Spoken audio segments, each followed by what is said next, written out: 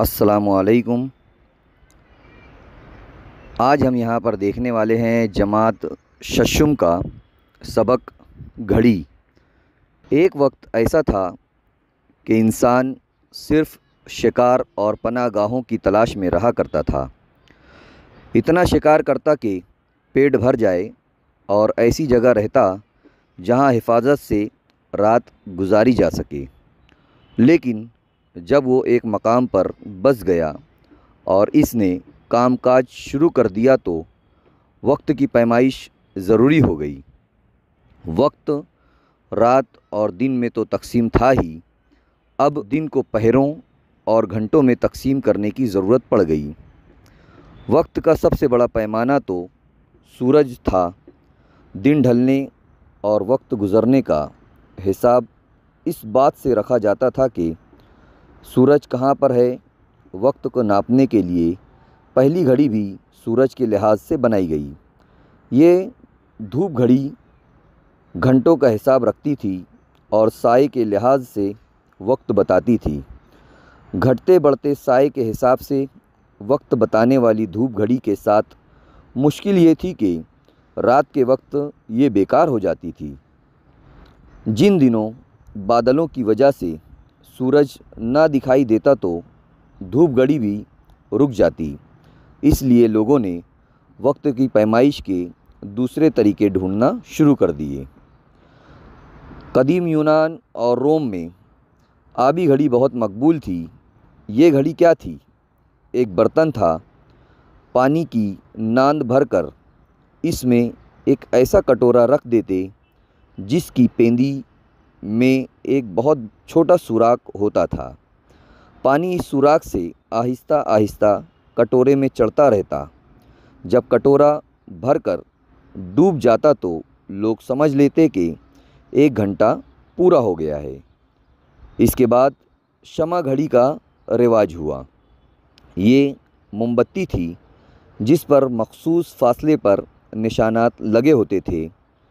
ایک نشان سے دوسرے نشان تک شمع کے پگھلنے کا مطلب تھا کہ 1 گھنٹہ گزر گیا، یعنی موم بتی کا جلنا اور پگھلنا وقت کے گزرنے کو ظاہر کرتا تھا۔ اس سے زیادہ سستا اور قابل اعتماد ذریعہ ریت گھڑی تھی۔ یہ گھڑی شیشے کی ایک نلکی تھی جو درمیان سے اتنی پتلی ہوتی کہ 2 حصوں میں بٹی ہوئی نظر آتی۔ اوپر کے حصے میں ریت بھری ہوتی تھی جو نیچے گرتی رہتی۔ اوپری حصے کے بالکل خالی ہو کر نچلے حصے کے بھر جانے پر پورا گھنٹہ لگتا تھا۔ جب گھنٹہ پورا ہو جاتا، اوپر کی تمام ریت نیچے پہنچ جاتی تو ریت گھڑی کو الٹا کر لیا جاتا اور ریت کا گرنا دوبارہ شروع ہو جاتا۔ ریت گھڑی کا رواج اس وقت کم ہوا جب کل پرزوں کی بنی ہوئی گھڑیاں عام ہو گئیں۔ ایسی گھڑیوں کے عام ہونے میں بہت وقت لگا اور ایک عرصے تک انہیں عجوبہ سمجھا جاتا رہا۔ خلیفہ ہارون رشید نے فرانس کے بادشاہ شارلمین کو تحفے میں بہت خوبصورت گھڑی بھیجی تو اس کا سارا دربار اس کو دیکھ کر ششدر رہ گیا۔ یورپ میں کل پرزوں کی گھڑی 12ویں صدی میں نمودار ہوئی۔ لوہاروں کی بنائی ہوئی یہ گھڑی کچھ ایسی ٹھیک نہیں تھی، مگر اس سے تھوڑا بہت کام لیا جانے لگا۔ سن عیسوی 1306 میں اٹلی کے شہر میلان میں پہلی مرتبہ گھنٹے کی ٹن ٹن سنائی دی تو اسے بڑا اہم واقعہ سمجھا گیا۔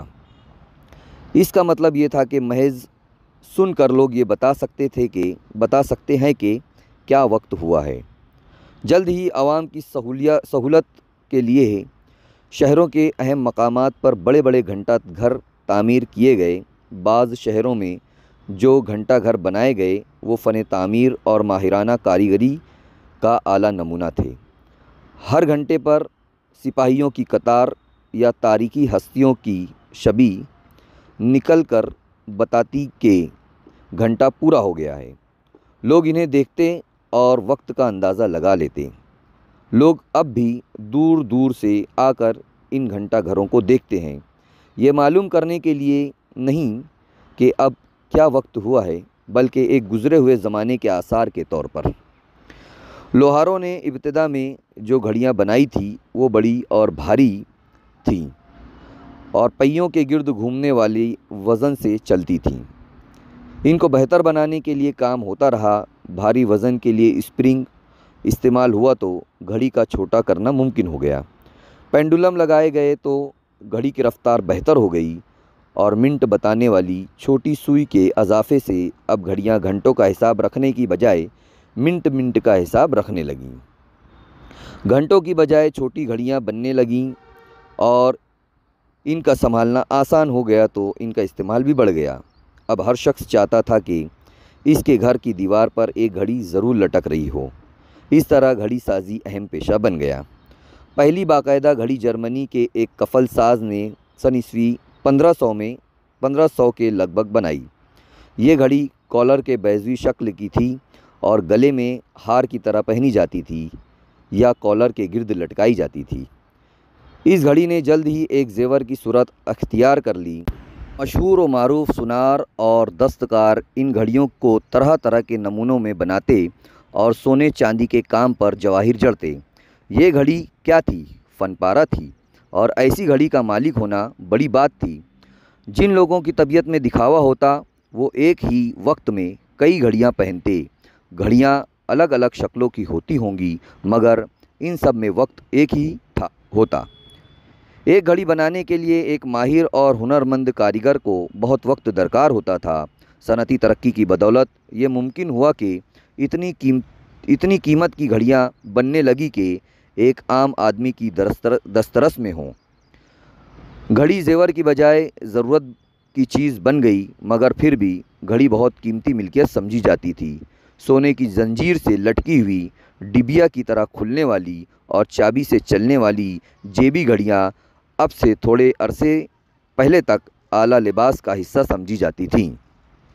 अब घड़ियां जेबों से निकलकर कलाई पर आ गई हैं, यानी अब वक्त हमारे हाथों में है। वक्त क्या हाथ आया, तरह तरह की घड़ियां सामने आ गईं। बगैर चाबी के चलने वाली, अंधेरे में चमकने वाली, पानी से ख़राब ना होने वाली और चोट सहार जाने वाली घड़ियां अब आम हैं।